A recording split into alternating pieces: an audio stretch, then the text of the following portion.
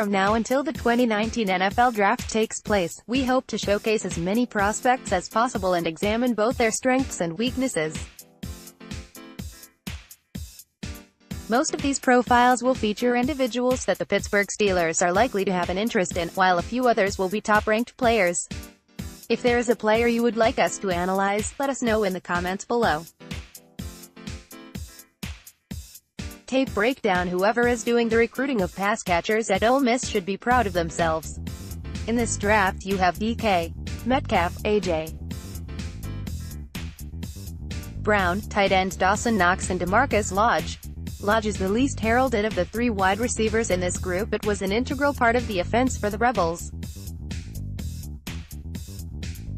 He played on the outside and played mostly on the right, but was used on both sides of the field.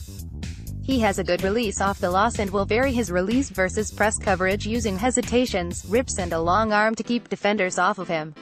He has good acceleration to eat up space versus off coverage and will get the defender to turn his hips and commit before dropping his own hips and cutting of his route. He was used in the whole route tree, running screens, slants and hitch routes in the short area, digs, drives and outs in the intermediate, and a lot of go routes in the deep area. Lodge shows good awareness versus zone coverage, able to find the soft spot, sit down and show the QB his numbers. He didn't create a lot of space in his routes other than routes working back to the QB. Versus Arkansas, he lined up to the right in the red zone. He uses a subtle push-off in the end zone to create space, secures the ball against his body on a very rainy night for the TD. He has good body control and ability to adjust to balls around his frame, able to twist on back shoulder throws and get low on balls around his ankles. His hands were solid, flashing the ability to pluck the ball, but there were several double catches where he seems to fight the ball a bit and he uses his body often. He didn't create a lot after the catch, lacking the lateral agility and elusiveness to make guys miss, particularly on screen plays. At Texas A, as the QB rolls right, he works back toward him and goes low and reaches inside to make a tough catch. Versus Texas Tech, lined up on the right running a go route. He displays good body control and sideline awareness to go up and get the ball and get his foot down and bounce despite the defensive pass interference. Versus South Carolina, lined up on the right, he gets an inside release and shows strong hands on a tough contested catch over the middle. Versus Mississippi State, lined up on the right, he showed body control to twist for this ball and high points the ball. Versus South Carolina, he lined up stacked to the right.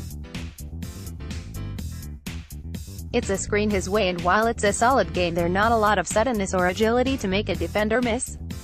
He's a good blocker, working with a good balanced base and getting his hands on the defenders to mirror and control him. On big runs by the offense, you'd often see the ball carrier running by his block. At Texas A, sees the RB breaking toward him, gets his hands on the DB, turns, drives and sustains. Overall, Lodge is a solid receiver. He can be used in the whole routed tree, but best suited for a possession-type role with occasional deep shots. He didn't really stand out to me in any particular area, but should find his way onto a roster. It will be curious to see how he tests, as the broadcasts labeled him as a speed guy. With improvements in creating separation and working on cleaning the double catches, his ceiling is probably a WR3 who can fill in when a starter is down. Projection: midday 3 games watched, 2017 at Texas A.